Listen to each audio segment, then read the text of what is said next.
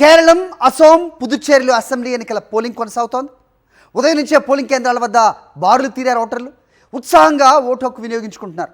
9 గంటల వరకు కేరళంలో 16.23, అసోంలో 17.87% ఓటింగ్ నమోదైంది. తొలి 2 గంటల్లో 17% పోలింగ్ రికార్డ్ అయినట్టుగా అధికారులు వెల్లడించారు. ఇక కేరళంలో సీఎం పినరయి విజయన్, కేంద్ర మంత్రి Suresh Gopi, Congress general secretary K C Venugopal, Kerala BJP chief Rajiv Chandrasekhar, ప్రతిపక్ష నేత విడి సతీశన్, నటులు మోహన్ లాల్, పృథ్వీరాజ్ సుకుమారన్ సహా పలువురు ప్రముఖులు తొలి గంటలోనే ఓటేశారు. అటు అసోం, పుదుచ్చేరిలో కూడా జోరుగా ఓటింగ్ జరుగుతోంది. ఎలాంటి అవాంఛనీయ ఘటనలు తావు లేకుండా అధికారులు చర్యలు తీసుకుంటున్నారు. రైట్, సిపిఎం నేత జోలకట్టి రంగారెడ్డి మనకి ఫోన్ లైన్లో అందుబాటులోకి వచ్చారు. ఒకసారి ఆయనతో మాట్లాడి పోలింగ్ సరళి ఏ రకంగా ఉంది, కేరళ పరిస్థితులు ఏంటి, ఆయనతో మాట్లాడి తెలుసుకునే ప్రయత్నం చేద్దాం. నమస్తే అండి జోలకంటి గారు. నమస్కారం అండి సార్. షార్ట్ నోటీస్లో కూడా అందుబాటులోకి వచ్చారు. Thank you sir. సో ఎలా చూడాలి సార్, కేరళలో లెఫ్ట్ కూటమి హ్యాట్రిక్ కొట్టే ఛాన్స్ ఉందనుకుంటున్నారా?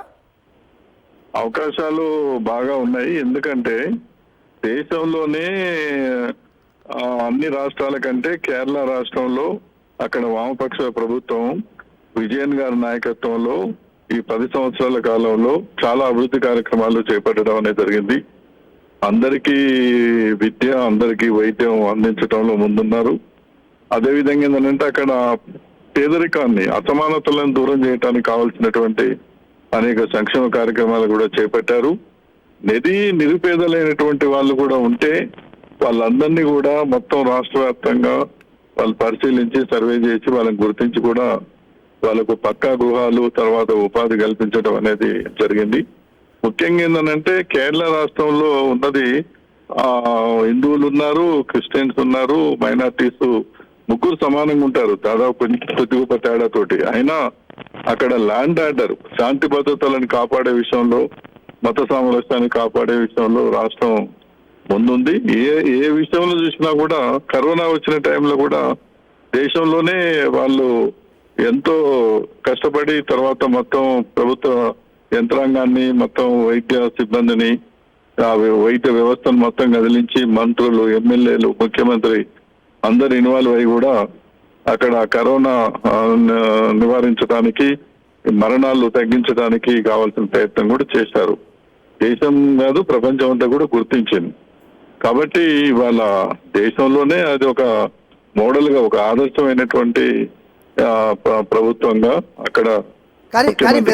కానీ వెస్ట్ బెంగాల్ ని ఇటు కేరళం రిపీట్ చేస్తుందా అనే చర్చ చాలా కాలం నుంచి మనకుంది. ప్రస్తుతం బీజేపీ చివరి ఎన్నికల్లో బోణి కొట్టిన పరిస్థితి కూడా మనం చూసాం. సో యాంటీ ఇన్కంబెన్సీ అనేది అసలు ఉండదనుకుంటారా మీరు? శబరిమల బంగారంపై చోరీ వివాదం ఏదైతే ఉందో దీని ఇంపాక్ట్ అసలు ఉండదా ఎలక్షన్స్ మీద? ఇప్పుడు మామూలుగా వాళ్ళు కావాలని ఉద్దేశపూర్వకంగా బీజేపీ వాళ్ళు, తర్వాత కాంగ్రెస్ వాళ్ళు ప్రచారం చేస్తా ఉన్నారు, ఆరోపణలు చేస్తున్నదని దాంట్లో ఏమాత్రం కూడా వాస్తవం లేదు. తర్వాత విజయన్ గారు, వాళ్ళ కుటుంబం, తర్వాత అక్కడ మంత్రివర్గం కానీ చాలా నిజాయితీగా, బాధ్యతగా పనిచేసేటువంటి వాళ్ళని ప్రజలకు తెలుసు. అక్కడ ఉన్న ప్రజలంతా విద్యావంతులు, బాగా తెలివైనటువంటి వాళ్ళు, చైతన్యమైనటువంటి ప్రజలు. కాబట్టి వాళ్ళు ఆరోపణలు చేసినంత మాత్రంలో ఎవరు నమ్మే వాళ్ళు లేరు. ఎందుకంటే వాళ్ళు అలాంటి వాళ్ళు కాదు. వాళ్ళు దేశం కొరకు, ప్రజల కొరకు, రాష్ట్ర అభివృద్ధి కొరకు అనేక త్యాగాలు చేస్తూ చిన్న వయసు నుండే రకంగా ఏంటంటే అనేక పోరాటాలు నడిపిస్తూ జైలు జీవితాలు అనుభవించి త్యాగం చేసినటువంటి నాయకులు. వాళ్ళ మీద ఇలాంటి ఆరోపణలు చేస్తూ అక్కడ ప్రజలు నమ్మే పరిస్థితి లేదు. అందుకొరకు ఏంటంటే మూడోసారి కూడా కేరళ రాష్ట్రంలో వామపక్ష ప్రభుత్వం, విజయన్ గారి నాయకత్వంలో సిపిఎం పార్టీ అక్కడ వామపక్ష ప్రభుత్వం ఏర్పడాలని ప్రజలు కోరుకుంటా ఉన్నారు. ఇప్పుడు అనేక మంది కూడా చెప్తా ఉన్నారు, అక్కడి నుంచి మాకు తెలిసిన వాళ్ళు కూడా ఉన్నారు, వాళ్ళు కూడా ఫోన్ చేసి తెలుసుకుంటే వస్తుందండి, అవకాశాలు ఉన్నాయని చెప్పి చెప్తున్నారు. అయితే జోలకంటి గారు ఒకవైపు బీజేపీ విషయం మీరు మాట్లాడారు, ఇటు కాంగ్రెస్ కూడా ఒకంత ప్రతిష్టాత్మకంగా తీసుకున్న పరిస్థితులు మనం చూస్తున్నాం కదా. కర్ణాటక, తెలంగాణ తర్వాత కేరళ మీద దృష్టి సారించారు. సో రేవంత్ రెడ్డితో సహా చాలా కీలక నేతలు, ముఖ్యమంత్రి కూడా అక్కడికి వెళ్ళి పలుమార్లు అక్కడ క్యాంపెయినింగ్లో పాల్గొన్న పరిస్థితి కూడా మనం చూసాం. సో ఆ ఇంపాక్ట్ కూడా ఉండదా? రాహుల్ గాంధీ ఏకంగా కేరళ మలయాళంలోనే మాట్లాడుతూ క్యాంపెయినింగ్ నిర్వహించిన పరిస్థితి కూడా చూసాం. ఇప్పుడు వీళ్ళు పోవటం వల్ల మాకే ఉపయోగం ఎక్కువ జరిగింది. ఎందుకంటే ఇక్కడ తెలంగాణ గవర్నమెంట్ ఈ 2 సంవత్సరాల కాలంలో వాళ్ళు ప్రజలకు ఇచ్చినటువంటి హామీలు, 6 గ్యారంటీ పథకాలు ఎంతవరకు అమలు చేశారు ఏంటనేది. రెండోది కాంగ్రెస్ పార్టీలోనే సీనియర్ నాయకులు ముఖ్యమంత్రి మీద ప్రభుత్వం మీద ఎట్లా ఆరోపణలు చేస్తా ఉన్నారు, ఇవన్నీ కూడా అంతర్గత గొడవలు ఇవన్నీ గమనిస్తున్నారు అక్కడ. కేరళ ప్రజలు అంత అమాయకులు ఏం కాదు కదా, ఎందుకంటే పత్రికల్లో చూస్తా ఉన్నారు. రెండోది మోడీ గారు ఇక్కడ తెలంగాణకు వచ్చినప్పుడు ఇదే రేవంత్ రెడ్డి గారు మాకు ఆయన పెద్దన్న అని చెప్పి చక్కగా మాట్లాడటం అనేది జరిగింది. విజయన్ గారిని ఇద్దరు అన్నదమ్ములు లాంటి వాళ్ళే అని చెప్పి అన్నంటే అసలు పెద్దన్న చిన్నన్న నడిపన్న అన్నది ఆయనే కదా.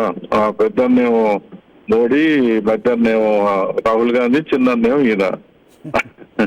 కాబట్టి ఏంటంటే కేరళ ఇప్పుడు తెలంగాణలో ఉన్నటువంటి ప్రభుత్వం కానీ కర్ణాటకలో ఉన్నటువంటి కాంగ్రెస్ ప్రభుత్వం కానీ ఈ ప్రజల యొక్క సమస్యలు పరిష్కరించడంలో పూర్తిగా వైఫల్యం చెందిండ్రు.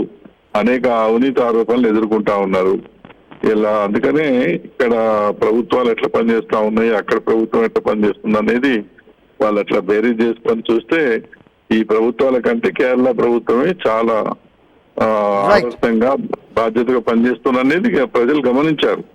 Okay sir. అందుకనే ఇప్పుడు వీళ్ళు చెప్పినంత మాత్రంలో అక్కడ వినేవాళ్ళు ఎవరు లేరు. పైగా వీళ్ళు చెప్పటం వల్ల, వీళ్ళు ఆరోపణలు చేయటం వల్ల ఆడ మాకు ఇంకా ప్లస్ అవుతుంది తప్ప మైనస్ ఏం కాదు అది. రైట్ జోలకంటి గారు, థ్యాంక్ యూ సార్ అందుబాటులోకి వచ్చినందుకు. Thanks for your comment.